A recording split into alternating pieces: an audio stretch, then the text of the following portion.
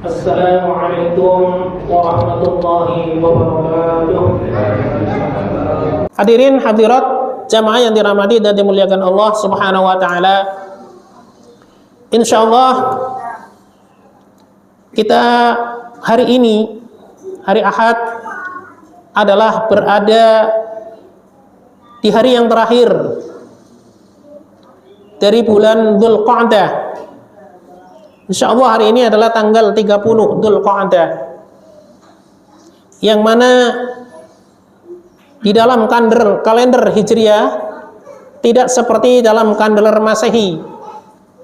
Bilangan bulan dalam setahun hari-harinya ada yang 28, 29, 30 dan 31. Tetapi ketika perhitungan di dalam kalender Hijriah itu hanya ada dua kemungkinan, yaitu 29 hari ataupun 30 hari. Dan insya Allah kalau kita melihat kalender, maka kita bisa lihat hari ini adalah tanggal 30 Dzulqa'dah, yang artinya ini adalah hari terakhir di bulan Dzulqa'dah. Dan insya Allah besok hari kita akan memasuki 1 Dzulhijjah.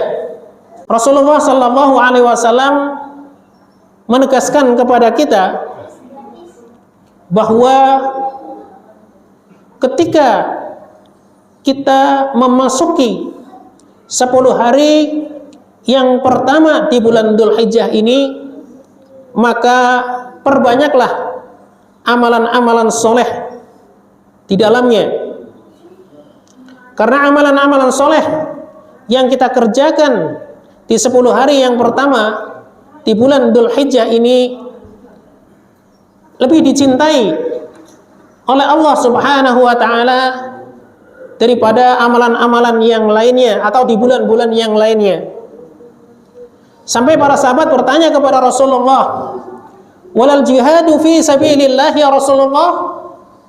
Walaupun di bulan-bulan yang lain seseorang itu berangkat berjihad, berperang di jalan Allah Subhanahu wa taala, apakah amalan yang dilakukan oleh seorang hamba di 10 hari yang pertama ini di bulan Dzulhijjah ini pahalanya akan melebihi jihad fisabilillah di bulan yang lain? Maka Rasulullah Shallallahu Alaihi Wasallam mengatakan, walal jihadu fi sabilillah, walaupun jihad di sabilillah di bulan yang lain, maka pahalanya tidak akan bisa mengalahkan seseorang yang beramal soleh di 10 hari yang pertama di bulan Dzulhijjah ini. Kecuali, kata Rasulullah Shallallahu Alaihi Wasallam, orang yang berangkat jihad dengan membawa dirinya, dengan membawa hartanya, walam yarji', kemudian dia tidak kembali, tidak pulang, bisyai'in, dengan sesuatu apapun. Artinya seseorang yang berangkat jihad itu gugur di jalan Allah Subhanahu wa taala, maka pahala seseorang yang jihad fisabilillah dan gugur di jalan Allah Subhanahu wa taala ini bisa mengalahkan amalan-amalan yang dilakukan di 10 hari yang pertama bulan Dzulhijjah ini. Allah Subhanahu wa taala berfirman, a'udzu billahi minasyaitonir rajim, wal fajr walayalin 'ashar, demi waktu fajar dan demi malam-malam yang ke-10. Para ahli tafsir, jamaah yang dirahmati Allah Subhanahu wa taala, khitab atau tujuan daripada Allah Subhanahu wa taala berfirman dalam ayat ini adalah mengenai tentang 10 malam yang ada di awal bulan Dzulhijjah, bukan 10 malam yang ada di akhir bulan Ramadan. Sebab ada 10 malam yang sudah kita kenal, di mana kita menghidupkan malam-malamnya, yaitu adalah malam 10 hari terakhir di bulan Ramadan. Udah kita lakukan kemarin. Dengan kita melaksanakan qiyamul lail, kita tadarus Quran, kita berzikir dan lain sebagainya. Karena apa? Karena memang ada janji dari Allah dan Rasulnya bahwa amalan yang dilakukan di 10 hari yang terakhir bulan Ramadan itu pahalanya sangat luar biasa. Dan ada satu harapan yang sangat agung, yaitu harapan agar bisa menjumpai atau bertemu dengan satu malam yang mana nilainya lebih baik daripada 1000 bulan, yaitu Lailatul Qadar. Dalam ayat ini Allah Subhanahu wa taala bersumpah dengan makhluknya, dengan ciptaannya, yaitu waktu. Allah berfirman, wal fajar, demi waktu fajar. Bapak Ibu sekalian yang dirahmati Allah Subhanahu wa taala, kapan waktu fajar itu? Gampangannya gini Bapak Ibu sekalian. Waktu fajar adalah tatkala dikumandangkannya adzan subuh sampai dengan nanti syuruk. Artinya Bapak Ibu sekalian yang dirahmati Allah Subhanahu wa taala, waktu yang singkat, waktu yang sedikit ini di mana memiliki keutamaan-keutamaan yang sangat luar biasa. Tatkala kita beramal soleh di dalamnya, maka jangan sampai ditinggalkan, jangan sampai disia-siakan. Kita diberikan oleh Allah Subhanahu wa taala kesempatan, rezeki waktu, rezeki umur, rezeki sehat, akan berjumpa dengan bulan Dzulhijjah. Maka jangan sia-siakan karena waktunya sangat sedikit. Dan bisa jadi ketika kita tidak mengamalkan amalan-amalan soleh di dalamnya, kalau kita adalah orang yang mengetahuinya, maka kita akan menjadi orang yang menyesal. Mungkin bagi orang yang tidak mengetahui tentang keutamaan-keutamaan yang ada di dalam 10 hari yang pertama di bulan Dzulhijjah ini biasa-biasa saja, tidak ada artinya. Tapi Bapak Ibu sekalian yang dirahmati Allah Subhanahu wa taala, Allah dan Rasulnya menginformasikan kepada kita bahwa ada keutamaan-keutamaan yang bila mana kita beramal soleh di dalamnya, ini akan memperoleh pahala yang sangat luar biasa di sisi Allah Subhanahu wa taala. Dan ini adalah bentuk daripada kasih sayang Allah Subhanahu wa taala kepada para hambanya. Bapak Ibu sekalian yang dirahmati Allah Subhanahu wa taala, dalam firman-Nya Allah Subhanahu wa taala berfirman, a'udzu billahi minasyaitonir rajim, inna iddatash syuhuri indallahi 12 syahran fi kitabillah yauma khalaqas samawati wal ard minha arba'atun hurum. Apa kata Allah Subhanahu wa taala? Allah katakan bahwa sesungguhnya bilangan bulan di dalam atau di sisi Allah Subhanahu wa taala itu jumlahnya ada 12 bulan. Bukan Januari, Februari, Maret, April dan seterusnya, bukan Bapak Ibu sekalian. Kemudian kita awali dengan bulan yang pertama, yaitu bulan Muharram. Kemudian Safar. Selanjutnya Rabiul Awal. Kemudian Rabiul Tsani, Jumadil Awal, Jumadil Tsani. Kemudian Rajab, Sya'ban, Ramadan, ya, Syawal, Dzulqa'dah dan Dzulhijjah.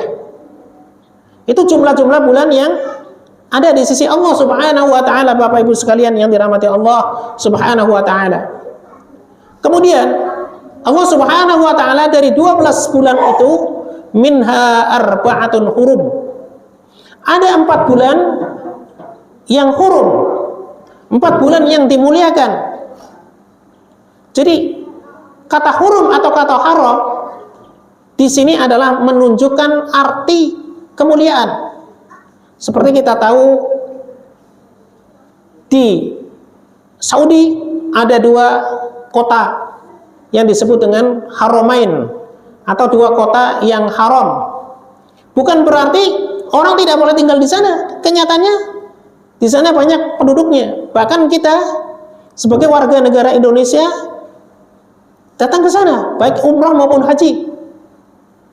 Yang dimaksud hurum atau haram bagi kedua tempat ini adalah tanah yang dimuliakan Allah, kota yang dimuliakan Allah Subhanahu wa ta'ala. Maka demikian pula ada 4 bulan yang hurum, kata Allah Subhanahu wa ta'ala, ada bulan yang dimuliakan Allah Subhanahu wa ta'ala, di mana ketika seseorang beramal ibadah atau beramal soleh di dalamnya di 4 bulan yang mulia ini, maka Allah Subhanahu wa ta'ala akan lipat gandakan pahalanya. Apa 4 bulan tersebut? Allah Subhanahu wa ta'ala tidak menyebutkan, Bapak Ibu sekalian.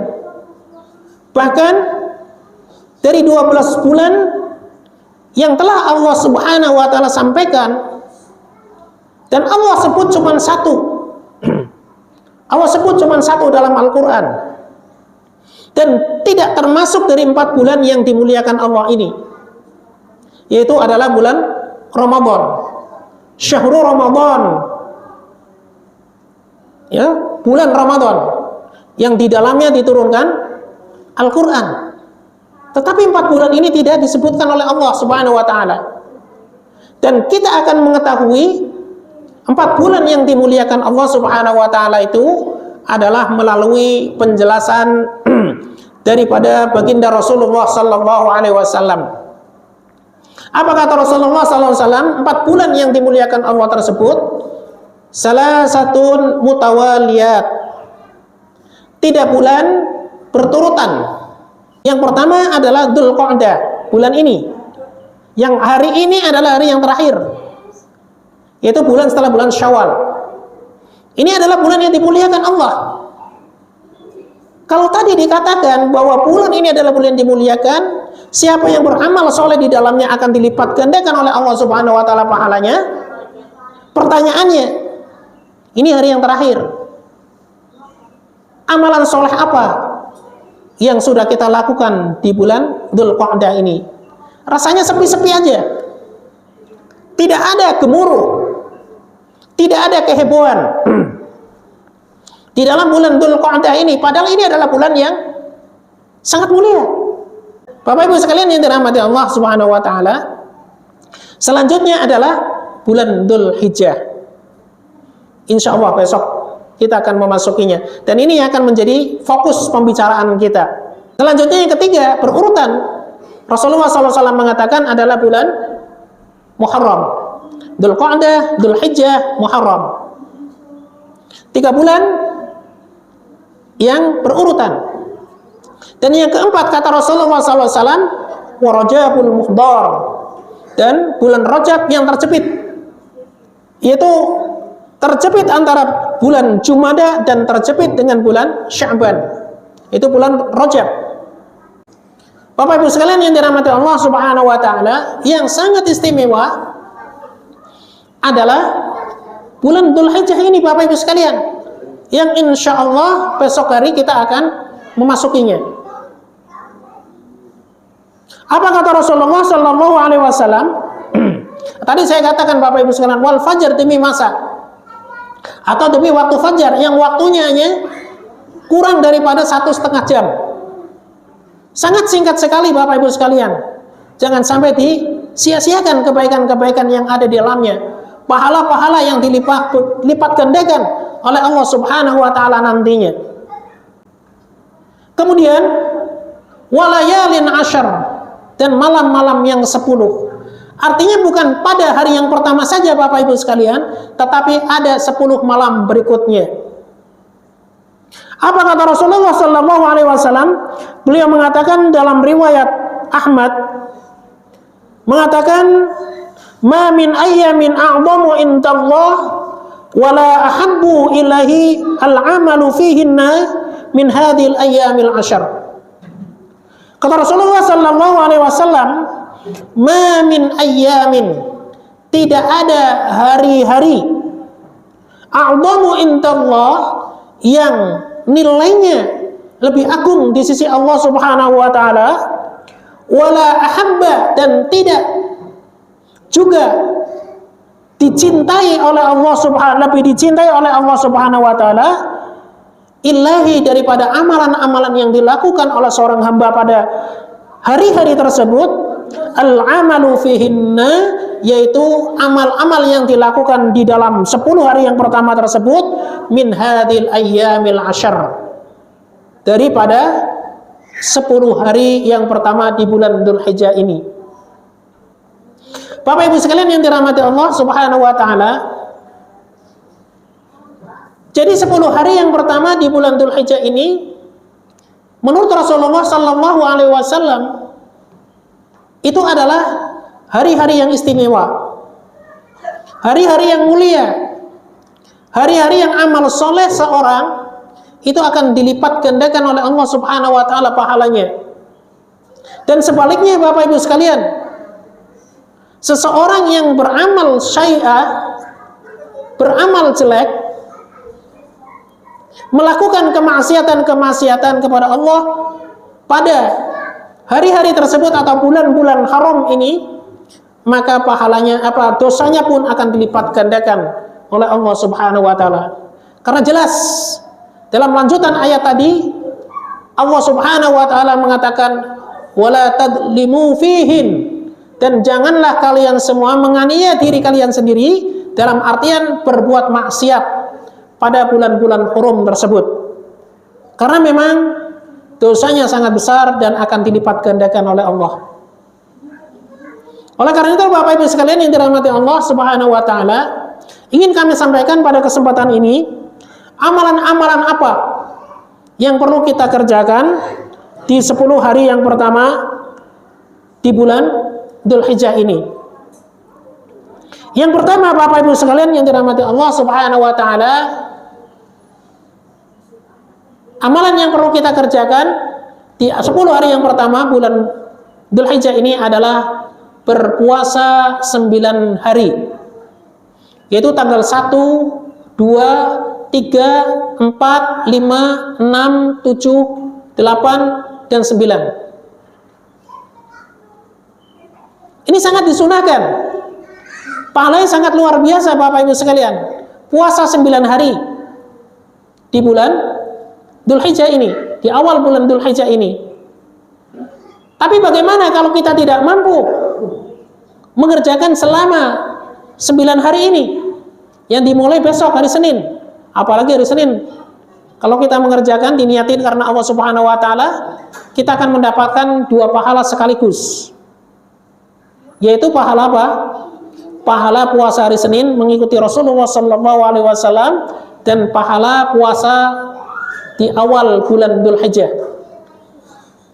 2 pahala kita raih dalam satu amalan.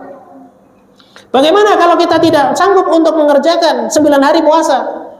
Maka di sini para ulama mengatakan kalau bisa jangan tinggal 2 hari. Jangan tinggal 2 hari, atau kerjakan 2 hari saja. Kapan itu? Tanggal 1 enggak usah, tanggal 2 enggak usah, 3 enggak usah, terus seumpamanya kalau memang kita tidak sanggup. Tetapi memasuki tanggal yang ke-8, maka jangan sampai ditinggalkan. Puasa tanggal 8 Dzulhijjah itu namanya puasa tarwiyah. Ada yang namanya tarwiyah? Istrinya? Ada. Kita disunahkan puasa tarwiyah karena Bapak Ibu sekalian yang dirahmati Allah Subhanahu wa taala, karena kita menapaktilasi, ya, mengingat sejarah bahwa pertama kali Nabi Ibrahim alaihissalam bermimpi diperintahkan oleh Allah Subhanahu wa taala untuk menyembelih putranya yaitu Ismail. Dan ini menjadi renungan dari Nabi Ibrahim alaihissalam.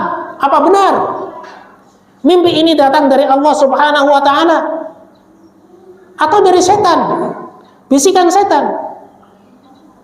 Tetapi kalau ini mimpi dari Allah Subhanahu wa taala, kenapa begitu terangnya, begitu jelasnya? Aku disuruh oleh Allah Subhanahu wa taala untuk menyembelih putraku. Tetapi ini menjadi renungan bagi baginda Nabi Ibrahim alaihissalam, dan ini masih menjadi keraguan baginya. Sehingga Pak, bulan ini atau hari ini, ya tanggal 8 Dzulhijjah ini disebut sebagai hari tarwiyah, hari keragu-raguan. Jadi tarwiyah itu orangnya ragu-ragu Pak. Tadi yang istrinya tarwiyah, orangnya ragu-ragu itu berarti. Iya.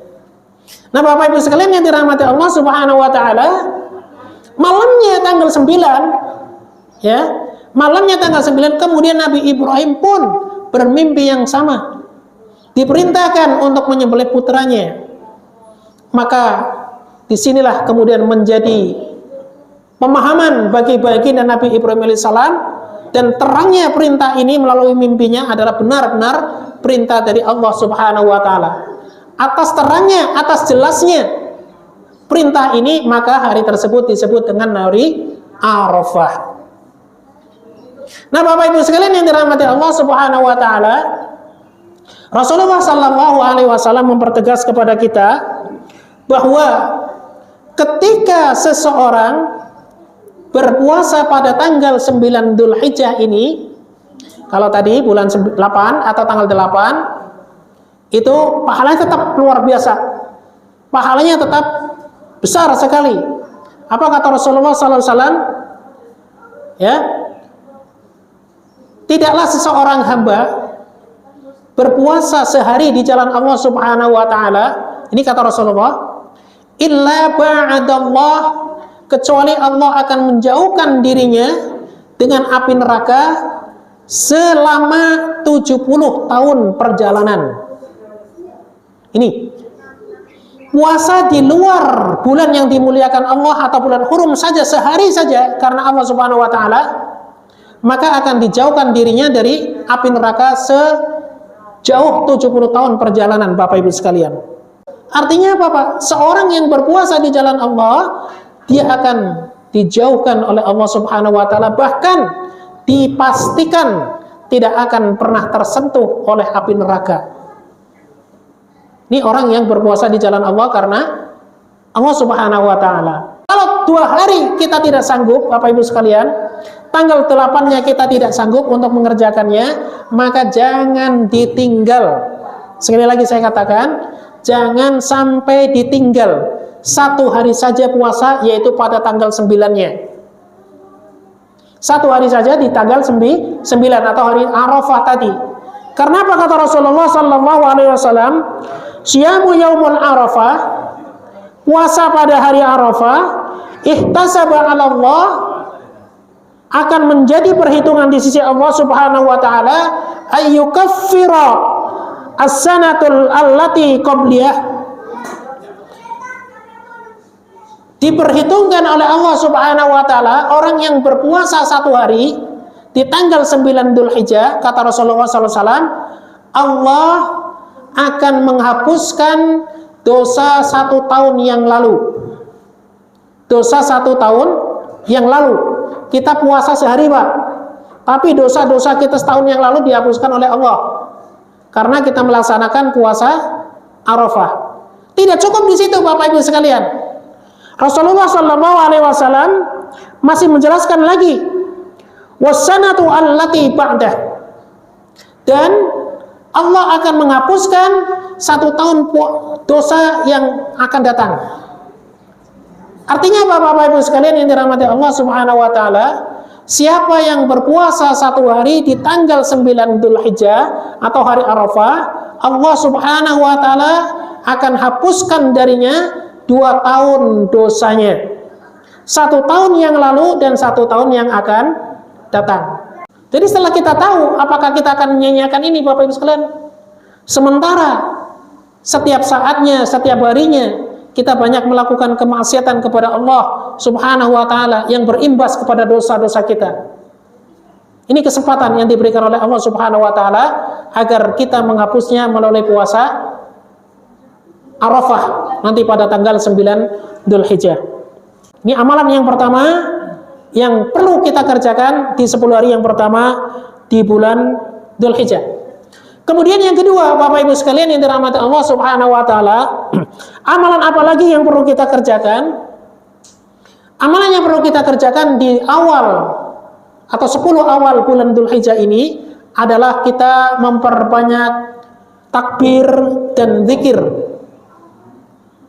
Dan Bapak Ibu sekalian yang dirahmati Allah Subhanahu wa taala, kita bertakbir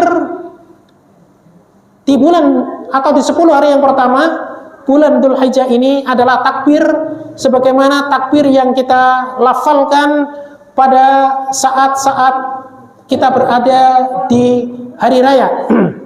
Baik itu hari raya Idul Fitri maupun hari raya Idul Adha. Itu takbirnya adalah Allahu Akbar, Allahu Akbar, Allahu Akbar, Allahu Akbar, Allahu Akbar kabira, walhamdulillahi katsira, dan seterusnya. Atau Allahu Akbar kabira, Allahu Akbar, Allahu Akbar, Allahu Akbar, walillahil hamd. Seperti itu. Ini perlu kita terus. Jadi selama bahkan waktunya Bapak Ibu sekalian takbir ini waktunya adalah 13 hari. 13 hari.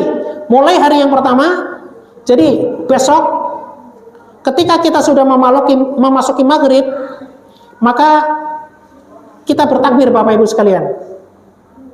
Terus sampai tanggal 13 hari tasyrik kita laksanakan takbir.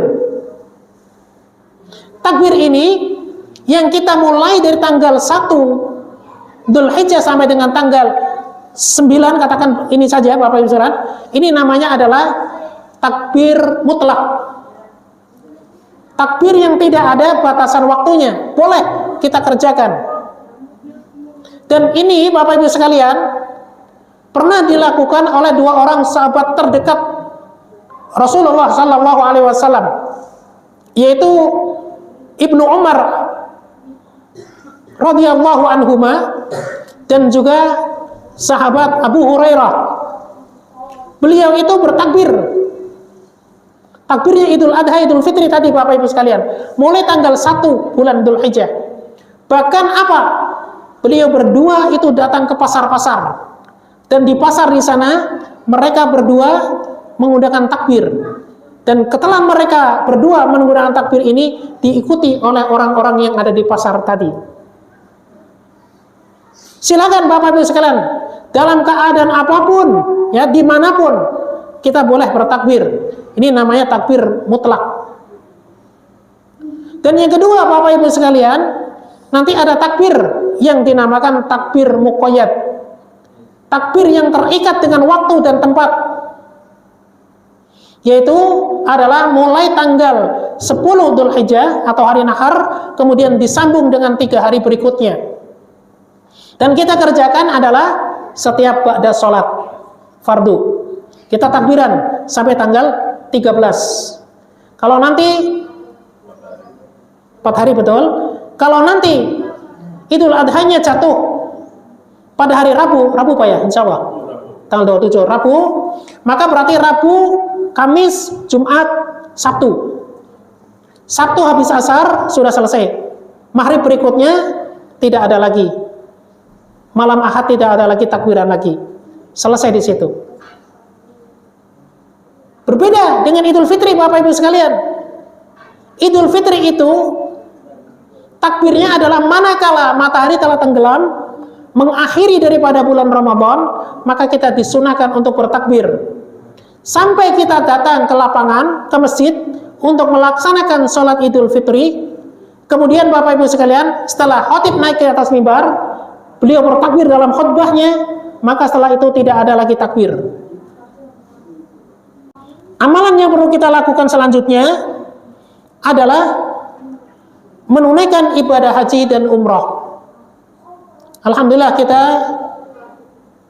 bersyukur kepada Allah Subhanahu wa taala, banyak saudara-saudara kita ya yang diberikan oleh Allah kesempatan untuk menunaikan rukun Islam yang kelima sebagai puncak atau penggenap daripada rukun Islamnya, berkesempatan untuk melaksanakan ibadah haji dan umrah.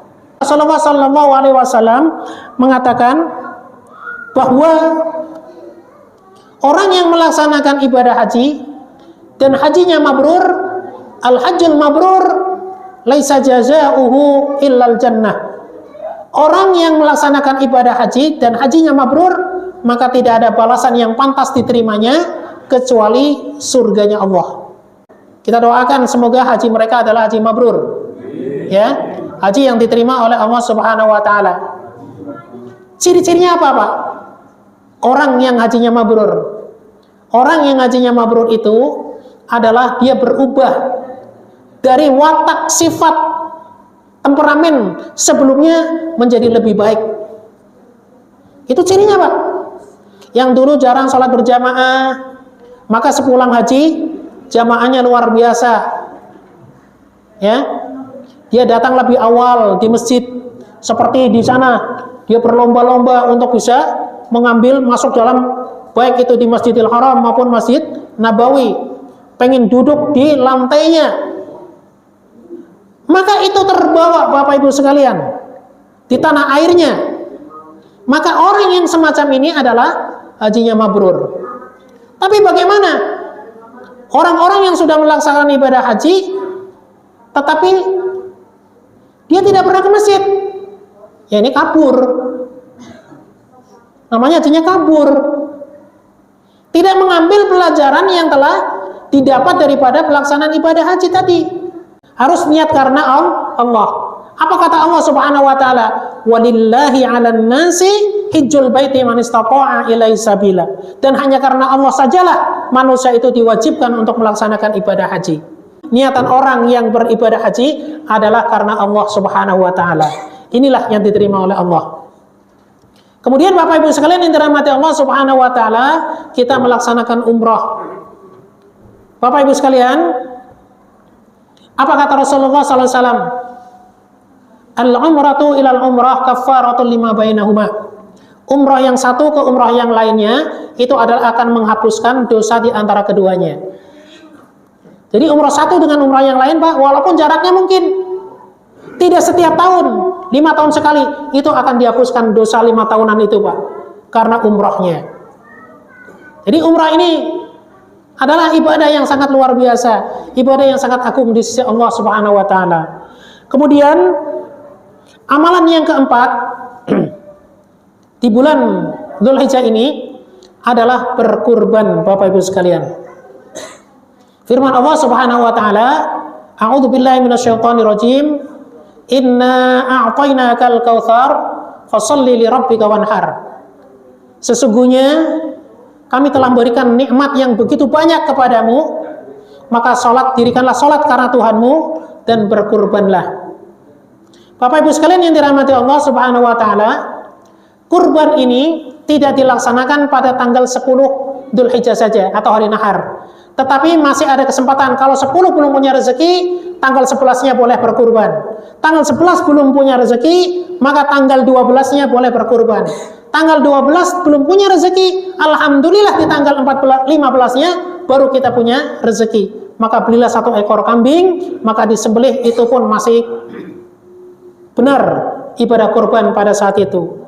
Dan Bapak Ibu sekalian yang dirahmati Allah Subhanahu wa taala, kurban itu disembelih adalah setelah melaksanakan sholat Idul Adha.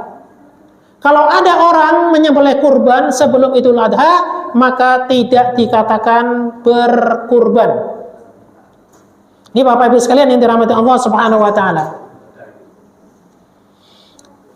Apa Bapak Ibu sekalian yang dirahmati Allah Subhanahu wa taala keutamaan-keutamaan orang yang berkurban? Maka dia akan mendapatkan pahala yang sangat luar biasa. Kata Rasulullah sallallahu alaihi wasallam, likulli sya'rin, ya, dalam setiap bulu hewan kurban kita, kambingkah, sapikah, untakah, maka setiap bulu daripada hewan kurban kita itu adalah kebaikan-kebaikan bagi kita. Maka di sini Bapak Ibu sekalian, binatang kurban itu tidak boleh dicukur rambutnya, karena bulu-bulu itu akan menjadi kebaikan-kebaikan bagi kita. Terus bagaimana Bapak Ibu sekalian? Kok orang yang berkurban, orang yang telah berniat berkurban, mulai tanggal 1 Dzulhijjah tidak boleh memotong kukunya, tidak boleh memotong rambutnya. Itu bagaimana? Bapak Ibu sekalian dirahmati Allah Subhanahu wa taala, larangan ini adalah bukan karena hewan kita, bukan karena hewan kurban kita, Tetapi larangan memotong kuku dan mencukur rambut itu adalah sebagai penghormatan dan penghargaan kepada saudara-saudara kita yang sedang melaksanakan ibadah haji. Karena mereka tidak boleh memotong kuku, mereka tidak boleh bercukur, kecuali salah mereka tahallul. Nah, Bapak Ibu sekalian yang dirahmati Allah, perintah kurban ini adalah sunnah muakkadah. Tapi kalau Imam Abu Hanifah, Bapak Ibu sekalian, kurban itu adalah wajib. Kurban itu adalah wajib. Tapi kita Imam Syafi'i, kurban itu adalah sunnah muakkadah, sunnah yang sangat ditekankan untuk dijalankan. Bapak Ibu sekalian yang dirahmati Allah Subhanahu wa taala, ada beberapa kekeliruan atau kesalahan-kesalahan di dalam kita berkorban. Kadang orang berkorban, Bapak Ibu sekalian, itu mengatasnamakan nama-nama yang ada di keluarganya. Tahun pertama dia berkorban atas nama dirinya sebagai kepala keluarga. Tahun yang kedua dia berkorban atas nama istrinya. Tahun berikutnya atas nama anak pertamanya. Tahun berikutnya atas nama anak keduanya, dan seterusnya. Sampai mertuanya yang sudah mati, orang tuanya yang sudah meninggal, juga semacam itu. Nah, Bapak Ibu sekalian yang dirahmati Allah Subhanahu wa taala, pemahaman yang semacam ini tidak sesuai dengan sunnah, tidak sesuai dengan amalan Rasulullah Sallallahu Alaihi Wasallam. Rasulullah Sallallahu Alaihi Wasallam setiap tahun berkurban, Bapak Ibu sekalian, setiap tahun berkurban. Dan dalam kurbannya Rasulullah, karena beliau sebagai Rasul, sebagai pemimpin, beliau berkurban dengan 2 ekor kambing. Yang pertama diniatkan untuk dirinya dan keluarganya. Jadi senantiasa diri dan keluarganya, Pak. Tidak digilir tadi. Tahun ini Rasulullah, besoknya Khadijah, besoknya Aisyah, besoknya Ruqayyah, besoknya ini dan sebagainya. Tidak. Tapi Rasulullah kemudian disebut dengan keluarganya semuanya. Maka keluarga yang disebutkan tadi secara otomatis dia mendapatkan pahala. Tapi kalau diniatkan untuk orang lain, Bapak Ibu sekalian, maka apa yang kita dapatkan, Bapak Ibu sekalian, adalah pahala sedekah. Katakanlah, tahun ini saya berkurban tapi atas nama istri saya. Berarti saya sedekah kepada istri saya. Yang dapat pahala kurban itu adalah istri saya. Saya nggak dapat. Karena istri tidak bertanggung jawab menafkahi keluarganya, dia hanya dapat sendirian. Dan dia yang mendapatkan orang lain selain dirinya adalah kedua orang tua istri saya. Tapi anak dari istri saya itu tidak dapat pahala kurban. Padahal apa, Bapak Ibu sekalian yang dirahmati Allah Subhanahu wa taala? Rasulullah sallallahu alaihi wasallam mengatakan, ya, "Ma min amalin ibnu Adam", ya, tidak ada amalan anak Adam yang dilakukan pada hari nahar ini yang lebih dicintai oleh Allah Subhanahu wa taala illa haraqid dam, kecuali dia menumpahkan atau meneteskan darah kurbannya. Apa kata Rasulullah SAW? La ya'ti yaumal qiyamah, maka kurban itu akan datang pada hari kiamat bi quruniha wa sya'riha, akan datang dengan tanduknya, akan datang dengan kukunya, akan datang dengan bulu-bulunya. Dia akan menjadi saksi di sisi Allah Subhanahu wa taala. Ini Bapak Ibu sekalian. Bahkan Rasulullah SAW mengatakan sebelum darah hewan tadi netes di tanah, pahala atau niat kurban itu sudah diterima oleh Allah Subhanahu wa taala. Jadi Rasulullah mempertegas ada 2 amalan, Bapak Ibu sekalian, yang mana kalau kita mengerjakan itu sudah dipastikan diterima oleh Allah. Sudah pasti diterima oleh Allah. Apa aja, Pak? Tadi di awal sudah saya sampaikan, Pak. Di awal saya ngomong ini sudah saya sampaikan. Amalnya diterima oleh Allah. Bahkan Rasulullah mempertegas 3 kali. Taman. Sempurna. Diterima. Pahalanya seperti ibadah haji dan umrah. Apa, Pak, tadi, Pak? Apa, Pak? Hah? Sholat isyraq. Sholat yang kita kerjakan sebentar lagi. Ya? Sholat syuruk. Ini diterima, Pak. Pasti diterima. Bahkan pahalanya melebihi umrah dan haji. Dan yang kedua adalah orang yang berkurban. Salam, man wajada sa'atan falam yudhah fala yaqrabanna musallana. Barang siapa yang diberikan kesempatan sehat, umurnya sampai dengan bulan Dzulhijjah, utamanya 10 Dzulhijjah, kemudian dia tidak mau berkurban, fala yaqrabanna musallana, maka janganlah dia dekati salat kami, tempat salat kami. Nah, ini Bapak Ibu sekalian yang dirahmati Allah Subhanahu wa taala. Jadi kurban itu adalah ibadah tahunan. Tidak boleh kemudian ketika kita masih hidup, sehat, punya duit, kemudian kita, Pak, mohon maaf Pak, saya libur dulu tahun ini. Sekali aja tuh. Iya, libur aja tahun ini. Jangan Pak, jangan Pak. Ya? Iya. Karena apa? Itu tadi pahalanya luar biasa Pak. Tidak mungkin kita akan bisa bertemu lagi dengan, belum mungkin Pak ya, bertemu lagi dengan Idul Adha tahun depan. Kesempatan yang kita gunakan. Dan yang terakhir, Bapak Ibu sekalian yang dirahmati Allah, ya, amalan yang perlu kita lakukan di bulan Dzulhijjah ini 10 hari. Yang pertama utamanya adalah kita banyak bertaubat Pak. Kita banyak bertaubat. Bagaimanapun juga kita sebagai manusia, ya, itu banyak dosanya Pak. Apa kata Rasulullah? Kullu bani Adam khata'un wa khairil khata'in at-tawwabun. Setiap anak Adam manusia ini banyak kesalahan. Ya, banyak kesalahan. Dan sebaik-baik orang yang bersalah adalah orang yang bertaubat.